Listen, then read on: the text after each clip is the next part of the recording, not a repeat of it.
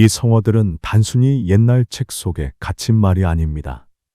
지금 우리의 삶, 인간관계, 사회 속에서도 여전히 살아 숨쉬며 울림을 줍니다. 단기지교. 옛날 중국 전국시대 한 소년이 있었습니다. 그의 이름은 맹가. 훗날 공자와 어깨를 나란히 하며 유학의 큰 스승, 맹자로 불리게 되지만 어린 시절에 그는 공부보다는 놀기를 더 좋아하는 평범한 아이였습니다.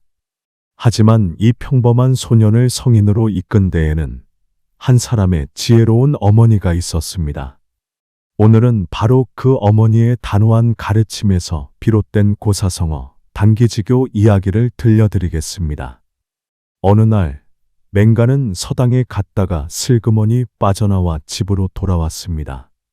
오늘은 공부가 너무 지루해. 그냥 그만해야겠다. 집에 들어서자 어머니는 배틀 앞에 앉아 열심히 천을 짜고 있었습니다.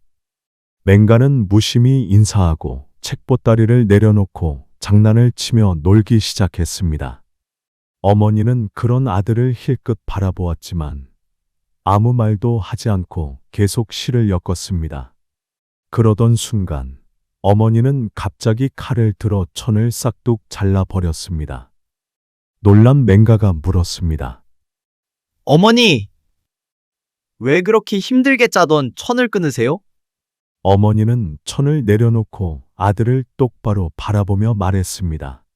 내가 공부를 중도에 그만두는 것은 내가 짜던 천을 이렇게 끊어버리는 것과 다르지 않다. 애써 쌓아온 노력이 한순간에 허사가 되는 것이다. 맹가는 얼굴이 붉어졌습니다. 그날 어머니의 목소리에는 단순한 꾸지람이 아니라 사랑과 결심이 담긴 간절한 가르침이 있었기 때문입니다. 그날 이후 맹가는 다시 책상 앞에 앉았습니다.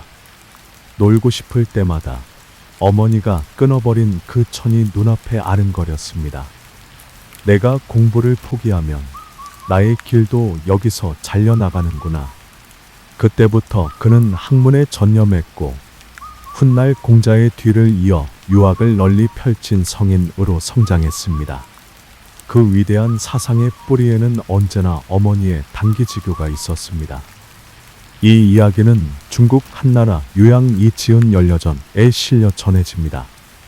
연려전은 현명한 여성들의 이야기를 모은 책인데 맹자의 어머니는 훌륭한 어머니의 상징으로 기록되었습니다.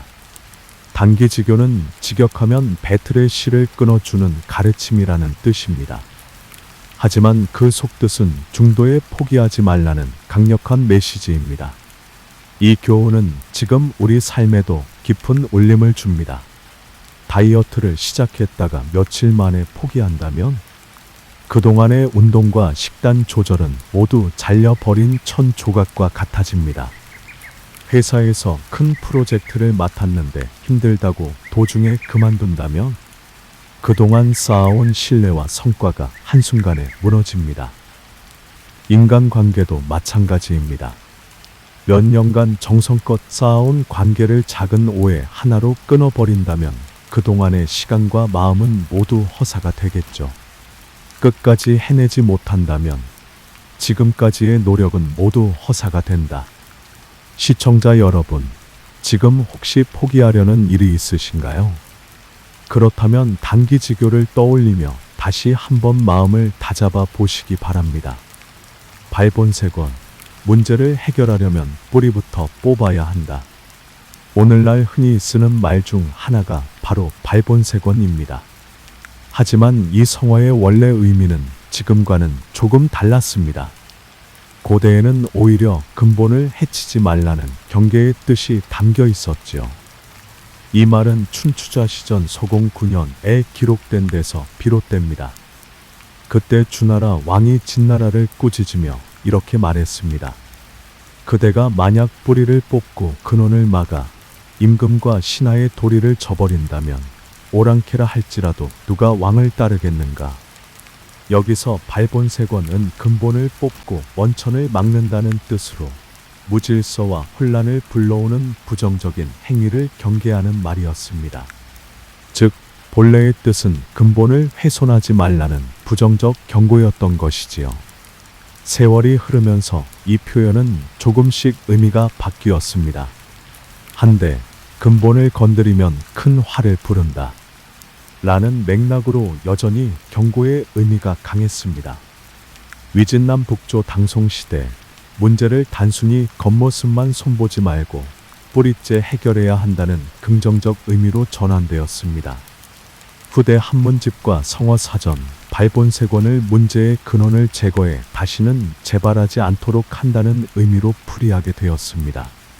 즉, 원래는 근본을 해치면 안 된다, 후대에는 근본을 뽑아야 문제를 해결한다로 변한 것입니다. 옛날 어떤 마을에 큰 병이 돌았습니다. 사람들은 병의 증상만 고치려 했지만 병은 다시 퍼져나갔습니다. 그때 한 현자가 말했습니다. 이 병은 단순한 감기가 아니다. 마을 우물물이 오염되었구나. 우물이 문제이니 원천을 막고 새 우물을 파야 병이 사라질 것이다. 사람들은 처음엔 의아했지만 결국 우물을 메우고 새 물줄기를 찾았습니다. 그제야 병은 사라졌습니다. 이처럼 근본을 찾아내 해결해야만 문제가 재발하지 않는다는 교훈이 바로 발본세권에 담겨 있습니다. 오늘날 우리는 발본세권을 이렇게 씁니다. 사회 문제에서는 부정부패를 근본적으로 막으려면 뿌리부터 개혁해야 합니다. 단순히 처벌만으로는 문제를 해결할 수 없습니다. 인간관계에서는 갈등이 생기면 겉으로만 화해하지 말고 오해와 불신의 근원을 풀어야 다시는 다투지 않습니다. 자기 성찰에는 나쁜 습관을 고칠 때도 표면만 손보면 금세 되살아납니다. 원인을 정확히 파악해 뿌리째 고쳐야 진정한 변화가 찾아옵니다. 발본세권. 원래는 근본을 훼손하면 큰 화를 부른다는 경계의 말이었지만 후대에는 문제를 뿌리부터 해결하라는 교훈으로 의미가 바뀌었습니다. 짧은 네 글자 속에 담긴 의미가 시대에 따라 변했지만 공통된 메시지는 하나입니다. 겉만 보지 말고 근본을 보라. 오늘 우리의 삶 속에서도 문제가 반복된다면 그 뿌리가 어디에 있는지 살펴야 합니다. 근본을 바로잡을 때 비로소 진정한 해결이 찾아옵니다. 득어망전 옛날 장자 가 친구와 함께 강가를 거닐고 있었습니다. 햇살은 따뜻했고 강물은 맑게 흘렀습니다. 물속에서는 물고기들이 한가로이 헤엄치고 있었지요. 그 모습을 본 장자가 말했습니다. 보게나, 저 물고기들이 참 즐겁게 노니는구나.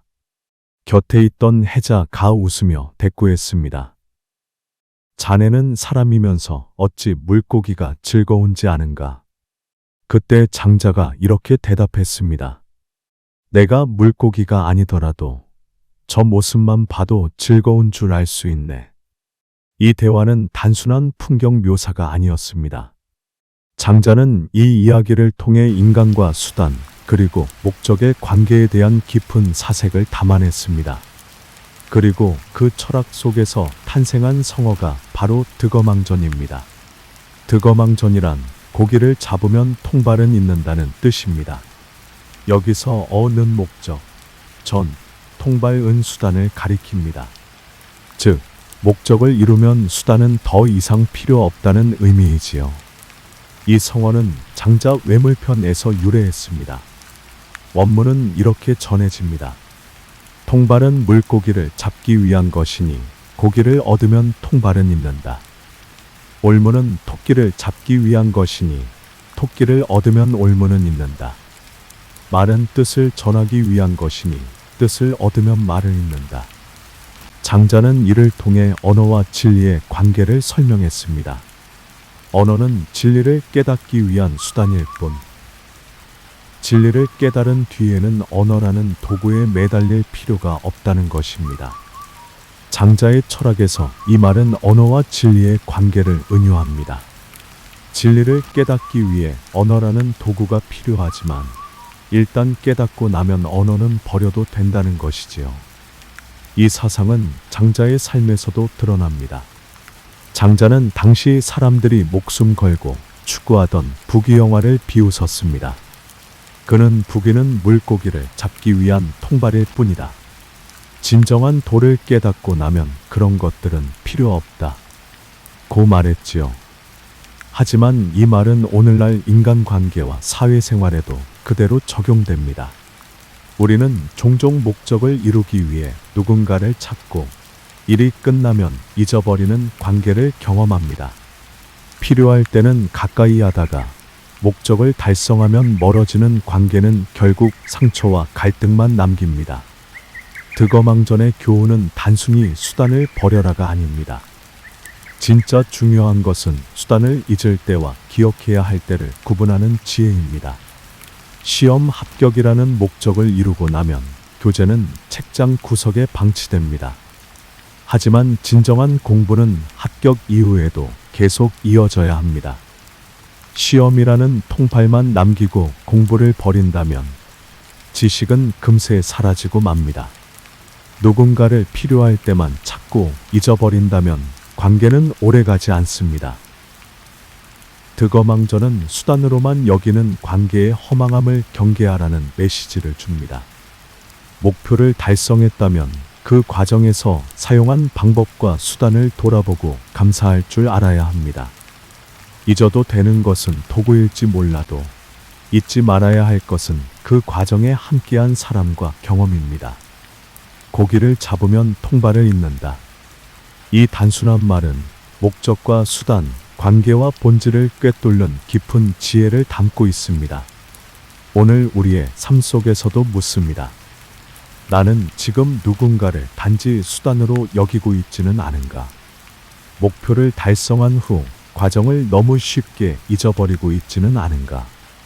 득어망전은 단순한 성어가 아니라 인간관계와 삶의 태도를 되돌아보게 만드는 철학적 거울입니다.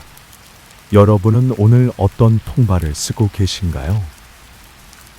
그리고 그것을 잊을 때가 되었나요? 아니면 되새겨야 할 때인가요? 대도폐유인의 옛날 중국 춘추전국 시대. 세상은 권력 다툼과 전쟁으로 혼란스러웠습니다.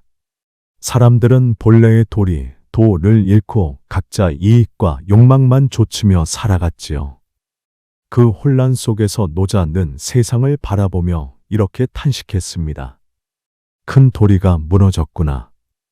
그래서 사람들은 이제야 비로소 인과 의를 내세우는구나. 이 말에서 비롯된 성어가 바로 대도폐유인해입니다. 춘추전국 시대의 질서가 무너지면서 마을 사람들은 서로를 믿지 못했습니다. 옛날에는 굳이 부모에게 효도해야 한다는 말을 하지 않아도 자식들이 자연스레 부모를 공경했습니다. 굳이 형제를 사랑하라는 말을 강조하지 않아도 형제들은 서로 의지하며 살아갔습니다. 하지만 시대가 변하자 그 당연했던 것들이 사라졌습니다. 사람들은 의심하고 다투고 이익을 위해서라면 가족도 속였습니다. 그러자 비로소 효와 자애, 인과 애라는 말들이 등장하게 된 것입니다. 노자 도덕경 18장에는 이렇게 적혀 있습니다. 큰 도가 사라지면 인의가 생기고 지혜가 드러나면 큰 거짓이 생기며 육친이 화목하지 않으면 효와 자애가 나오고 나라가 어지러우면 충신이 생긴다. 노자가 보기에 진짜로 도가 살아있는 사회에서는 굳이 인이나 효, 충 같은 말이 필요 없었습니다. 사람들이 자연스럽게 올바른 길을 따르기 때문이지요. 그러나 도가 무너지자 오히려 도덕이라는 이름으로 규범이 생겨났습니다. 이는 아름다워 보이지만 사실은 세상이 이미 뒤틀려 있다는 증거였습니다. 옛날 한 마을에서 젊은이들이 자주 다투었습니다. 그 모습을 본 언론은 이렇게 말했지요.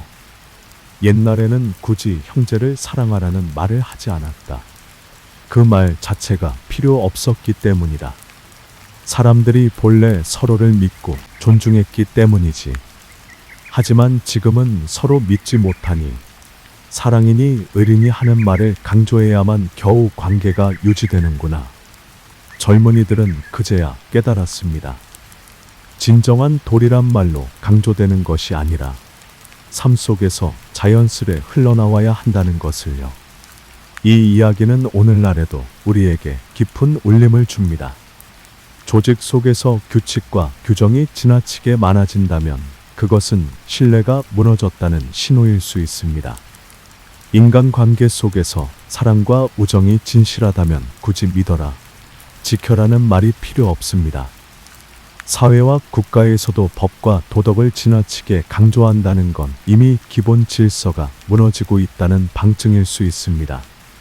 대도폐유인의 메시지는 역설적이지만 날카롭습니다. 큰 도리가 살아있다면 도덕 규범은 필요 없다. 도덕이 강조된다는 건 이미 도가 사라졌다는 증거다. 오늘 우리의 삶 속에서도 물어야 합니다. 나는 본래의 도를 잊은 채 인이라는 이름으로 껍데기만 지키려 하고 있지는 않은가? 진짜 도가 살아있을 때 우리는 규범의 굴레가 아니라 자연스러운 조화와 자유 속에서 살아갈 수 있습니다. 요동시 중국 후한 시대, 요동 지방은 중원에서 멀리 떨어진 변경지역이었습니다. 세상과의 교류가 적다 보니 사람들의 눈은 좁고 작은 것에도 쉽게 놀라곤 했습니다. 어느 날 요동 사람들은 자신들이 기르는 돼지를 자랑했습니다. 봐라, 우리 고향에서는 이 돼지가 얼마나 귀한지 아는가? 진짜 보물이 따로 없지. 하지만 그 돼지를 중원으로 데려가자 사람들은 피식 웃으며 말했습니다. 돼지라니? 여긴 어디에나 있는 건데 뭐가 특별하다는 거지? 이 차이가 바로 오늘의 고사성어 요동시, 즉 요동 지방의 돼지가 말해주는 교훈입니다. 요동시라는 말은 후한서, 주부전에 전해집니다. 원문에는 이렇게 기록되어 있습니다. 요동에서는 돼지가 귀하지만 중원에 오면 아무 쓸모가 없다. 후한의 관리 주부는 이 비유를 사용해 좁은 세상에서 작은 것을 크게 착각하지 말라고 충언했습니다. 옛날 요동의 한 마을에 총명한 청년이 있었습니다. 그는 글을 조금 배우자 마을 사람들 사이에서 박식하다는 칭찬을 들었습니다. 이 근처에는 나보다 똑똑한 사람이 없을 거야. 청년은 점점 자만에 빠졌습니다. 마을 사람들은 그를 신처럼 추켜 세웠습니다. 청년은 자신이 세상에서도 큰 학자가 될 거라 믿었지요. 마치 요동에서 귀하게 여겨진 돼지를 자랑하던 그 사람처럼 말입니다. 그러던 어느 날 그는 더 큰 세상을 보고자 수도 장안으로 갔습니다. 하지만 그곳은 달랐습니다. 이미 이름난 학자와 현인들이 모여 있었고 청년이 마을에서 자랑하던 지식은 장안에서는 흔한 수준에 불과했습니다. 사람들은 비웃으며 속삭였습니다. 저 청년은 요동의 돼지를 보물처럼 자랑하던 사람과 똑같군. 그제야 청년은 얼굴이 붉어졌습니다. 그리고 깨달았습니다. 세상은 넓고 내가 대단해 보이는 것도 더 큰 무대에서는 아무것도 아닐 수 있다는 사실을. 요동시는 단순히 돼지를 두고 한 농담이 아닙니다. 좁은 시야에 갇혀 작은 성취를 과장하는 인간의 어리석음을 풍자한 말입니다. 작은 지역에서 인정받았다고 해서 우쭐하면 안 됩니다. 세상에는 언제나 더 넓은 무대와 뛰어난 이들이 존재합니다. 겸손은 배움의 문을 열고 자만은 성장을 멈추게 합니다. 회사에서 작은 성과를 크게 떠벌리면 동료들의 신뢰를 잃습니다. 진짜 실력자는 자랑하지 않아도 인정받습니다. 겸손은 조직을 편안하게 하고 허세는 갈등을 불러옵니다. 요동의 돼지는 한 지역에서는 귀했지만 큰 세상에서는 흔했습니다. 우리도 종종 자신의 경험이나 성취를 과대평가합니다. 중요한 건 그것을 자랑하기보다 더 큰 세상에서 새롭게 배우려는 자세입니다. 요동에서는 귀한 돼지도 중원에서는 흔한 짐승일 뿐이다. 요동시 는 작은 성취를 큰 줄 알고 자랑하는 인간의 허세를 꼬집는 성어입니다. 오늘 우리의 삶 속에서도 자문해야 합니다. 나는 혹시 요동의 돼지를 자랑하고 있지 않은가? 겸손은 더 큰 성장을 불러오고 자만은 결국 웃음거리가 될 뿐입니다. 비옥짓한 삼국지에는 수많은 장수와 영웅들의 이야기가 등장합니다. 그 중에서도 유비는 후대에까지 존경받는 인물이지요. 하지만 유비 역시 젊은 시절에는 세상의 뜻을 펼치지 못하고 오랫동안 떠돌며 좌절을 겪었습니다. 그가 한탄하며 내뱉은 말, 바로 비옥짓한에서 오늘의 이야기가 시작됩니다. 젊은 시절 유비는 천하를 도모할 뜻은 컸으나 힘은 약했습니다. 황건적의 난이 진압된 뒤에도 그에게 큰 기회는 오지 않았습니다. 여기저기 떠돌며 신세를 의탁했고 때로는 남의 밑에서 잡력을 하며 세월을 보냈습니다. 세월이 흐르자 그는 전장에서 말을 타고 달리기는커녕 허송세월로 인해 허벅지에 살이 불룩하게 붙어버렸습니다. 유비는 자신의 다리를 보며 깊은 한숨을 내쉬었습니다. 내 뜻은 크건만 펼칠 기회가 없구나. 허벅지에 살만 찌니 어찌 통탄하지 않겠는가. 이것이 바로 비옥짓한입니다. 비, 허벅지유, 살지, 탄, 한탄즉 허벅지에 살이 붙은 것을 보고 한탄한다는 뜻입니다. 곧 재능과 포부는 있으나 펼칠 기회를 얻지 못해 한탄한다는 의미로 쓰입니다. 유비는 늘 뜻을 품고 있었습니다. 나는 반드시 천하를 바로 세워 백성을 편안하게 하리라. 그러나 현실은 냉혹했습니다. 그는 신분도 낮고 세력도 약했습니다. 조조와 송권 같은 인물들이 세력을 넓혀가는 동안 유비는 늘 기회를 잡지 못해 좌절했습니다. 밤이면 그는 홀로 앉아 자신의 다리를 내려다보았습니다. 칼을 들고 말을 타야 할 허벅지는 전장에 서지 못한 채 살만 불룩하게 붙어 있었습니다. 그 모습에 유비는 스스로 분노했고 깊이 한탄했습니다. 허벅지에 살만 찌는 이 몸, 아직도 세상에 쓰이지 못하다니 이것이 어찌 통탄할 일이 아니겠는가.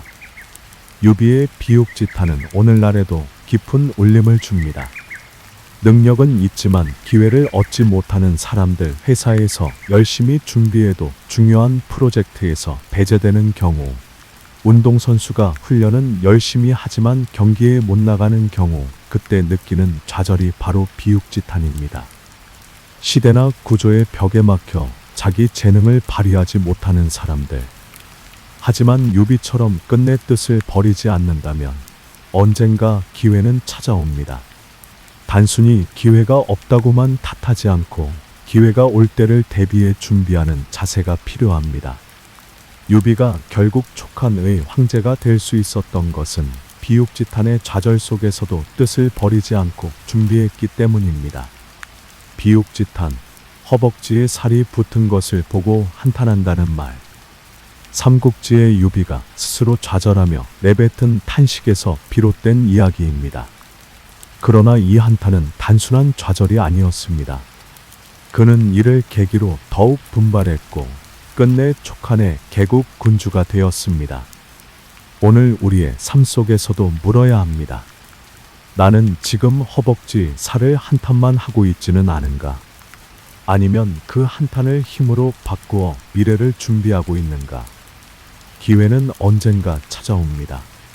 비옥짓한의 좌절 속에서도 뜻을 잃지 않았던 유비처럼 끝까지 준비하는 자만이 그 기회를 붙잡을 수 있습니다.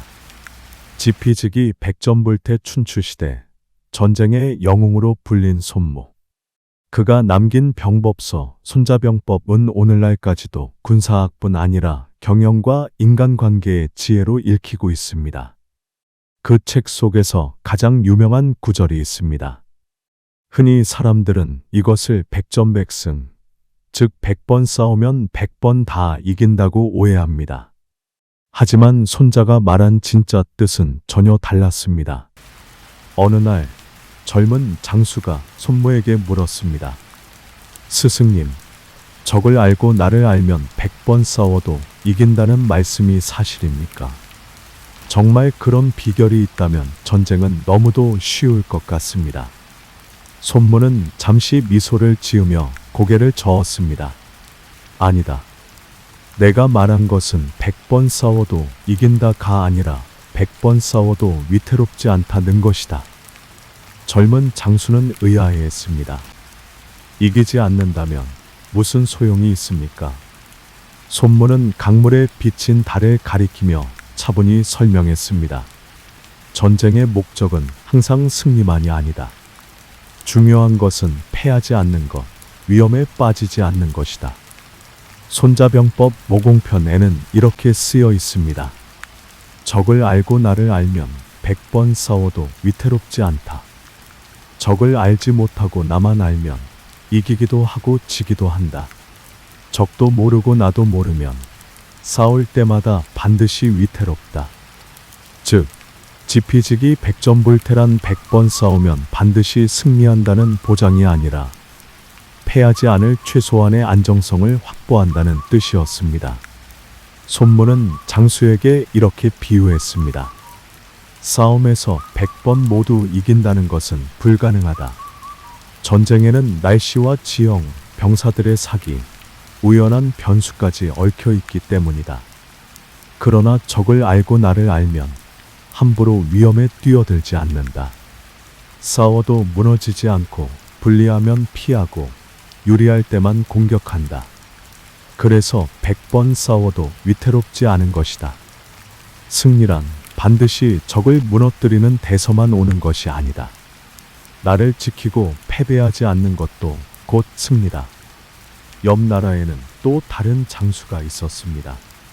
그는 언제나 백전백승을 외쳤습니다. 전쟁터마다 돌진하며 순간의 승리에는 기뻐했지만 결국 큰 전투에서 방심해 몰락하고 말았습니다. 반면 손무의 제자는 늘 조심했습니다. 적의 상황을 살피고 자신의 병력 상태를 점검했습니다. 승리를 쉽게 외치지는 않았지만 싸울 때마다 결코 크게 무너지지 않았습니다. 그는 끝내 3번의 전쟁을 치르며 나라를 지켰고 이름은 길이 남았습니다. 사람들은 그제야 깨달았습니다. 백전백승은 허망한 환상에 불과하고 백전불태야말로 진정한 지혜로구나. 오늘날에도 우리는 종종 무조건 이겨야 한다는 생각에 사로잡힙니다. 하지만 지피지기의 교훈은 다릅니다. 사업에서 반드시 모든 경쟁에서 이길 수는 없습니다. 그러나 시장과 나의 역량을 제대로 알면 위험한 선택을 피하고 망하지 않을 수 있습니다. 상대를 이해하지 못하고 나만 아는 관계는 오래가지 못합니다. 나와 상대를 동시에 이해할 때 갈등 속에서도 무너지지 않는 관계를 만들 수 있습니다. 자신도 모르고 남도 모르면 매번 실패합니다. 그러나 자신을 알고 상황을 정확히 파악하는 사람은 어떤 어려움 속에서도 쉽게 무너지지 않습니다. 많은 사람들이 100번 싸우면 100번 다 이긴다라고 오해하지만 손자가 전하고자 한 메시지는 그보다 훨씬 현실적이고 냉철합니다. 승리는 보장할 수 없지만 패배를 피할 수는 있다. 그것이야말로 진정한 지혜라는 것입니다. 오늘 우리의 삶에서도 스스로 물어야 합니다. 나는 지금 백전백승을 꿈꾸며 무모한 싸움에 뛰어드는가? 아니면 지피지기의 지혜로 위험을 피하며 꾸준히 지켜나가고 있는가? 100번 이기는 것보다 더 중요한 것은 100번 싸워도 무너지지 않는 것입니다. 선즉제인 전쟁터에서 승패는 한순간에 갈립니다. 적이 칼을 뽑기 전에 내가 먼저 움직이면 살 수 있고 한 박자 늦으면 그대로 목숨을 잃습니다. 이때 나온 말이 바로 선즉제인, 즉 먼저 움직이면 상대를 제압한다입니다. 하지만 이 성어의 뿌리는 한 곳에만 있지 않습니다. 병법의 고전 손자병법에도 역사서 사기 항우봉기에도 나오는 말이지요. 오늘은 이 두 가지 맥락을 함께 살펴보겠습니다. 손자병법 허실편에는 이런 말이 있습니다. 적보다 먼저 움직여 제압하라. 남이 나를 제압하기를 기다리지 마라. 손자는 싸움에서 주도권을 강조했습니다. 적이 나를 공격하기 전에 먼저 움직여야 내가 상대를 다스릴 수 있다는 뜻입니다. 이 구절이 후대에 요약되어 선즉제인으로 불리게 된 것이지요. 즉, 손자의 병법에서는 이 말이 원칙과 전략의 차원에서 등장했습니다.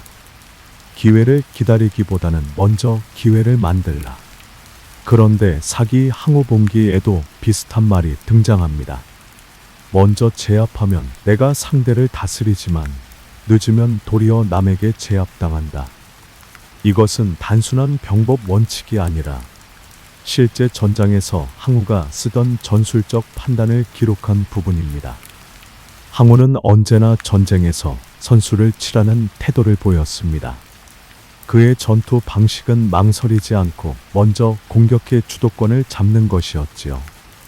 그래서 사마천은 항우의 행적을 기록하면서 손자의 병법과 같은 맥락의 말을 인용해 정리했던 것입니다. 어느 전쟁터에 두 장수가 있었습니다. 첫째 장수는 늘 신중했습니다. 상대가 먼저 움직일 때까지 기다리자. 괜히 성급하면 위험하다. 그래서 그는 항상 수비에 나섰고 결국 큰 피해를 입었습니다. 승리를 해도 남은 병력은 초라했지요. 둘째 장수는 달랐습니다. 적이 준비하기 전에 먼저 움직여야 한다. 내가 선수를 잡아야 싸움에서 주도권을 쥔다. 그는 적의 허술한 순간을 노려 먼저 공격했고 작은 군사로도 큰 적을 물리쳤습니다. 사람들은 이 두 장수를 비교하며 말했습니다. 먼저 움직이면 제압하고 늦으면 제압당한다. 이것이 바로 선즉제인이다. 선즉제인은 단순히 고대 전쟁에서만 통하는 말이 아닙니다. 오늘날 우리의 삶과 사회에도 그대로 적용됩니다. 새로운 시장, 신기술에서 먼저 움직인 기업이 주도권을 잡습니다. 뒤늦게 뛰어드는 이들은 이미 판이 굳어버린 뒤지요. 갈등 상황에서 먼저 화해의 손을 내미는 사람이 관계를 주도합니다. 기다리기만 하면 갈등은 더 깊어집니다. 기회는 기다린다고 오는 게 아닙니다. 먼저 도전하는 사람이 실패를 겪더라도 경험을 얻고 결국 더 크게 성장합니다. 선즉제인. 이 짧은 말은 손자의 병법에서도 사마천의 사기에서도 전해집니다. 손자는 원칙으로 말했습니다. 먼저 움직여라. 그래야 남에게 제압당하지 않는다. 사마천은 역사로 기록했습니다. 항우는 늘 선수를 쳐서 승리를 거머쥐었다. 오늘 우리의 삶 속에서도 스스로 물어야 합니다. 나는 기회를 기다리고만 있는가? 아니면 먼저 움직여 내 운명을 개척하고 있는가? 싸움이든 인생이든 먼저 움직이는 자가 흐름을 바꾼다. 태산북두 밤하늘에 북두칠성이 떠 있었습니다. 사람들은 그 별자리를 보며 길을 찾고 삶의 방향을 정했습니다. 땅 위에는 웅장한 태산이 서 있었습니다. 그 앞에 서면 누구나 고개를 숙이며 경외심을 느꼈지요. 이 두 가지는 곧 존경과 중심의 상징이 되었습니다. 그래서 훗날 세상에서 가장 존경받는 인물을 가리켜 그는 우리 사회의 태산북두와 같다라고 부르게 되었습니다. 태산, 중국 오악 중 가장 높고 신성한 산, 권위와 존엄의 상징. 북두, 북두칠성, 밤하늘의 길잡이 별자리.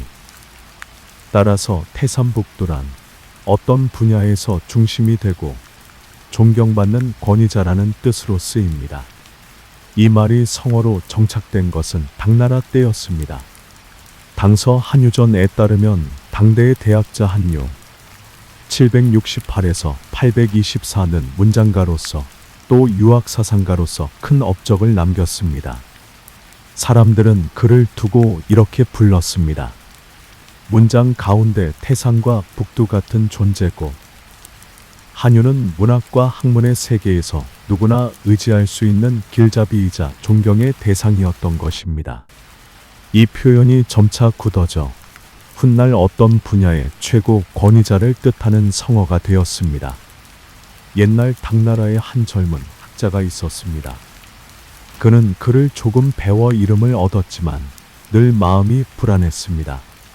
나는 제대로 배우고 있는 걸까? 내 학문이 올바른 길을 가고 있는 걸까? 그러던 어느 날 그는 마침내 한유의 강연을 들을 기회를 얻게 되었습니다. 강연이 시작되자 젊은 학자는 숨조차 잊었습니다. 한유의 글은 마치 웅장한 태산처럼 굳건했고 그의 말은 북두칠성처럼 밤길을 밝혀주었습니다. 강연이 끝났을 때 젊은 학자는 눈물이 고였습니다. 아, 이분이야말로 문장의 태산북두이시구나. 내가 의지해야 할 길잡이는 바로 이런 스승이구나. 그날 이후 젊은 학자는 스승을 따라 학문을 깊이 갈고 닦으며 스스로도 언젠가 누군가에게 길을 밝혀주는 북두가 되기를 꿈꾸게 되었습니다. 태산북두는 단순히 천사가 아닙니다. 우리가 살아가면서 누구를 본받고 누구에게 길을 물어야 하는지를 알려주는 성어입니다. 학문에서 스승은 제자에게 태산북두와 같은 존재입니다. 방향을 알려주고 학문의 길을 이끌어주지요. 사회와 조직에서 한 분야의 거장은 많은 사람들에게 북두칠성과 같은 역할을 합니다. 그가 흔들리면 모두가 길을 잃고 그가 굳건하면 조직은 태산처럼 무너지지 않습니다. 개인의 삶에서 우리는 누군가에게 배우는 존재이면서 동시에 언젠가는 누군가에게 태산북두가 되어줄 수도 있습니다. 가족, 후배, 동료에게 내가 길잡이가 되어주는 것이지요. 태산북두. 이 말은 당나라의 한유를 가리키며 쓰이기 시작했지만 오늘날에는 어느 분야든 가장 존경받고 중심이 되는 인물을 뜻합니다. 오늘 우리는 묻습니다. 내 삶에서 태산북두와 같은 존재는 누구인가? 그리고 나는 누군가에게 길을 밝혀주는 북두가 되고 있는가? 존경받는 스승을 만나는 것도 소중하지만 우리 스스로가 누군가의 태산북두가 된다면 그것이야말로 인생의 가장 큰 보람일 것입니다. 이 성어들은 단순히 옛날 책 속에 갇힌 말이 아닙니다. 지금 우리의 삶, 인간관계, 사회 속에서도 여전히 살아 숨쉬며 울림을 줍니다. 때로는 공부를 게을리하지 말라는 가르침이 되고 때로는 문제를 근본적으로 바라보라는 통찰이 되며 때로는 겸손과 성찰을 일깨우는 거울이 되기도 합니다. 짧은 네 글자 속에 담긴 선현들의 지혜는 오늘을 사는 우리에게도 여전히 길을 밝혀줍니다. 혹시 지금 여러분은 단기지교의 가르침이 필요한 순간입니까? 아니면 비육지탄처럼 기회를 기다리며 한탄하는 순간에 서 있습니까? 혹은 선적죄인의 결단이 필요한 갈림길에 있습니까? 고사성어는 우리에게 이렇게 묻습니다. 당신은 지금 어떤 길 위에 서 있는가? 짧은 말 한마디가 삶을 바꾸는 지혜가 되기를 바라며 이상으로 마치겠습니다. 시청해 주셔서 감사합니다.